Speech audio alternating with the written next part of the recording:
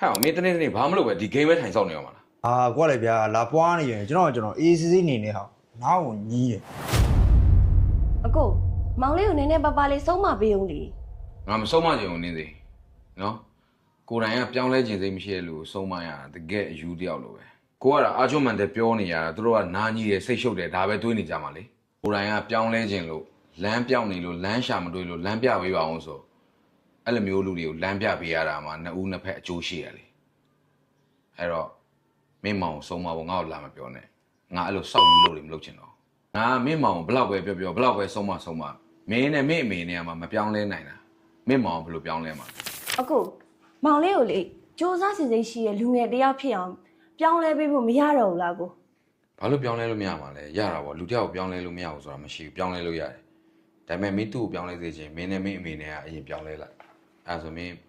မောင်ကပြောင်းလဲသွားလိမ့်ဘာဆိုင်လို့လဲကိုရမောင်လေးကိုပြောင်းလဲခိုင်းပါလေဆိုတော့ကျမနဲ့အမေကိုလာပြီးပြောင်းလဲခိုင်းနေအမေနဲ့ကျမနဲ့ကဘာဆိုင်လို့လဲမောင်လေးကိုပြောင်းလဲခိုင်းတာလေ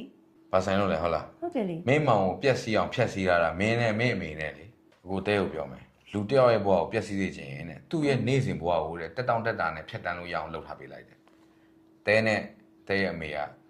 တဲမောင်ရန်လိုလိုက်တာလေငယ်ကလေးကလူလေလေးမရှိအောင်အားလုံးအရန်နဲ့အစင်တဲ့နော် ready made ဘဝလို့ထားထားရလေဟမ်မင်းအမေဆိုပိုးတော်ဆိုလေးရဲ့အမေတို့ငယ်တုန်းကစင်ရဲလို့အမေတို့ငယ်တုန်းကဒါတွေမတုံးခဲ့ရဘူးဒါတွေမစားခဲ့ရဘူးဒါတွေမတောက်ခဲ့ရဘူးဒါတွေမတုံးခဲ့ရဘူးငါတာသမီးတွေအဲ့လိုမဖြစ်စေရဘူးဆိုပြီးတော့မှလေအလုံးစုံချိန်မွေးမီးမလောင်လက်မွေးမီးလောင်ထားရတယ်တခုမှလှုပ်ရှားမလို့ဘာတခုမှလည်းမလှုပ်ခိုင်းခဲ့ဘူးထမင်းစားရင်ပကံကအစအားလုံးခူးပြီးတာခတ်ပြီးတာစားပြီးရင်လည်းဆေးစရာမလို့အားလုံးအစင်သင်ထားခဲ့ရတယ်အဲ့ဒါတွေကဖြက်စီးခဲ့တာမင်းတို့တာမိတယ်တဲ့လားလိုချင်တာအကုန်ရပြီးတော့မှတက်တောင့်တက်တာနဲ့ဘဝကိုနေလာခဲ့ရတော့ဘာကိုစူးစမ်းပြီးတော့ယူရအောင်မှာဘလို့စူးစမ်းခြင်းသိရှိမှာတော့မင်းမောင်ကမင်းလည်းပါထူတယ်မင်းမောင်မင်းတယောက်တည်းရှိတာမောင်လေးတယောက်ပဲအဲ့တော့ကိုပြောချင်တာရှင်းရှင်းလေးပဲမင်းမောင်လေးကိုပြောင်းလဲစေချင်တယ်ဆိုရင်မင်းနဲ့မင်းအမေနဲ့စပြီးပြောင်းလဲ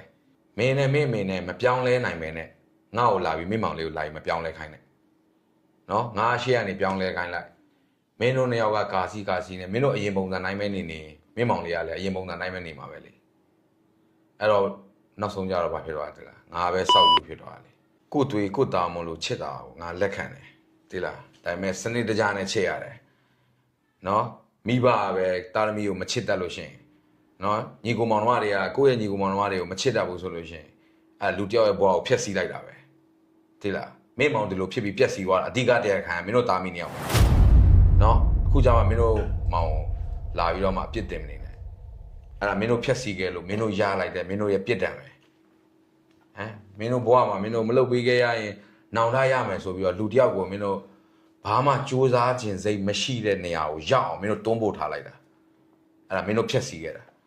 အဲ့တော့မင်းတို့တာမီနှစ်ယောက်ကမပြောင်းလဲနိုင်ဘူးဆိုရင်ငါ့ကိုလာပြီးတော့ဘာမှလာမလုပ်ခိုင်းနဲ့ငါအဲ့လိုစောက်ယူလို့တွေမလုပ်တော့ဘူး